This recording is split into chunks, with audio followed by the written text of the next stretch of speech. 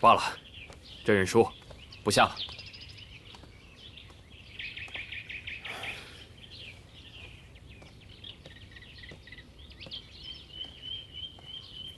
皇上的心思并不在此。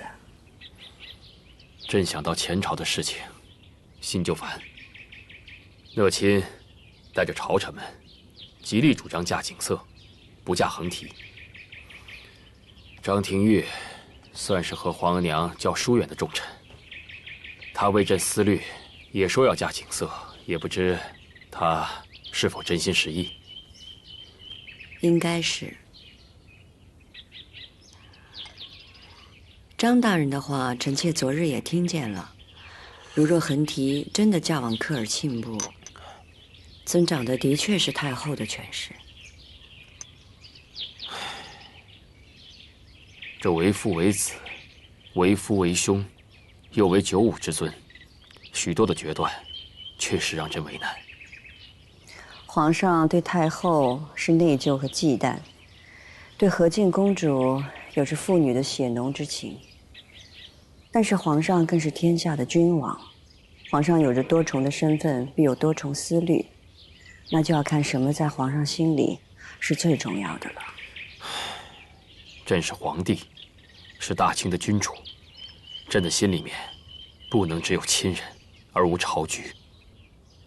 皇上既然在意科尔沁部，想和他们密不可分，那就只有将自己最信任的人嫁过去，才是最好最稳妥的。朕当然知道，让景色嫁过去最为合适。可皇后才失了永从，朕怎么忍心让她再承受生离之苦呢？臣妾知道皇上的忧虑，但是国有重用，公主先是帝王家臣，才是父母之女。这件事情，容朕再想想。皇上，傅恒大人在御书房外求见。他定是为了此事来求见，他呀，肯定会为皇后母女说话。既然傅恒大人求见，皇上不妨听一听。讷亲他们进宫劝阻横提远嫁蒙古，皇帝不知道听进去没有？太后别急，您得沉住气。皇帝都几日没来请安了，有心避着哀家呢。有些话哀家说不得，但须得有人去说。太后是指淑嫔和梅嫔？养兵千日，用兵一时。讷亲他们在前朝里进言，这后宫的枕边风也要吹起来。可惜呀，淑嫔她情痴根本用不上，梅嫔倒是有心，就是笨嘴拙舌也说不到点子上。皇上近来一直心焦，眼下恐怕只有娴贵妃才能在皇上跟前说进去话。要不要奴婢把娴贵妃找来？咱们主动去找她。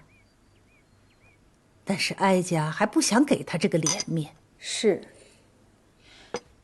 不过太后，讷亲大人在朝中可是一直力劝皇上不要许嫁横提长公主的，可私下里也劝过您。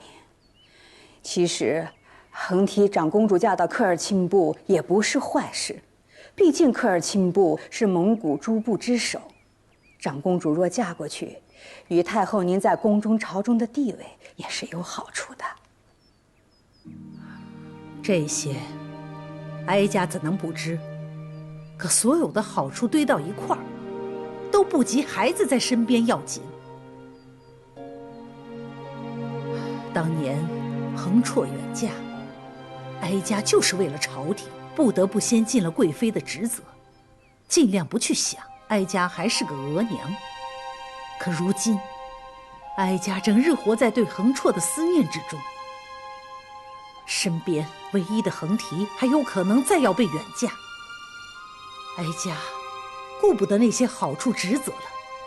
此时的哀家，先是个额娘，再是太后。贤贵妃来给太后请安。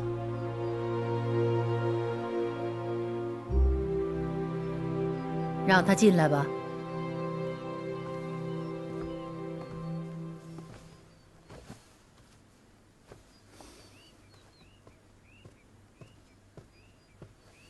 臣妾给太后请安。起来吧，坐。谢太后。这个时候，来做什么呀？臣妾是晚辈，是来替太后解忧。前朝大臣们都劝不动皇帝，难不成你想去劝劝他？朝臣们怕是没劝在点子上，倒是张廷玉张大人来面见皇上，说了许嫁和敬公主的好处。皇帝听进去了？臣妾不知。不过臣妾恳请太后知会朝臣们，历承恒提长公主下嫁的益处，极力劝谏长公主远嫁。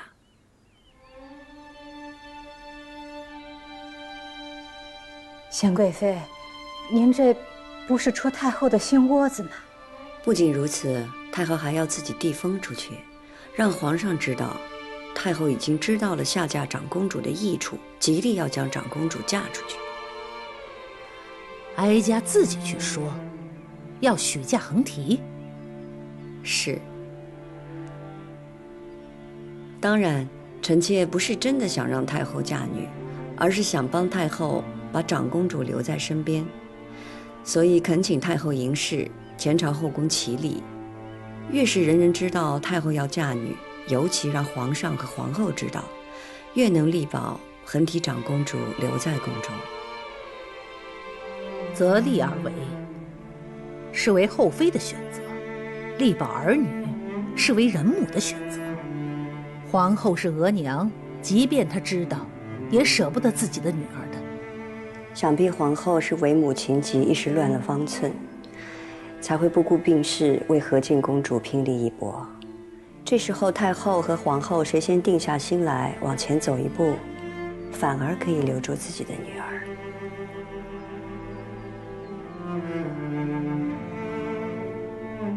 好处多了，才会让人心动。哀家自己去造势，让富察氏族按耐不住，必会给皇后施压。皇后是富察氏之女，处处以全族利益为重。如今被自己的至亲逼迫，怕她也无可奈何。哀家小瞧你了，果然是个聪明人。谢太后夸奖。皇上为此事烦心已久，臣妾只想助皇上了了这桩心事，心事一了，朝局也安稳。臣妾也可以略略报答当年太后的庇护之恩。仅是如此？仅是如此。怕你还恨着皇后吧？臣妾不敢。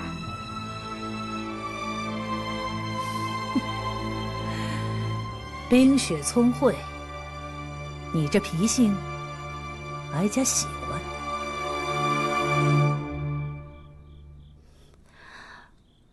皇上还在为蒙古求娶之事烦心吗？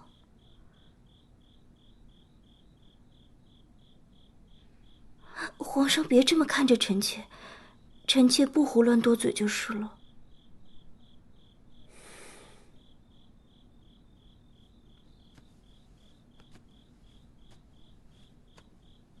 说来，臣妾也是和敬公主的庶母，当然是希望公主留在身边的好啊。这还像句话？嫁了蒙古，便是得了实打实的靠山。皇上满心孝顺，自然是希望科尔沁部这般威武的好女婿是给太后得了的。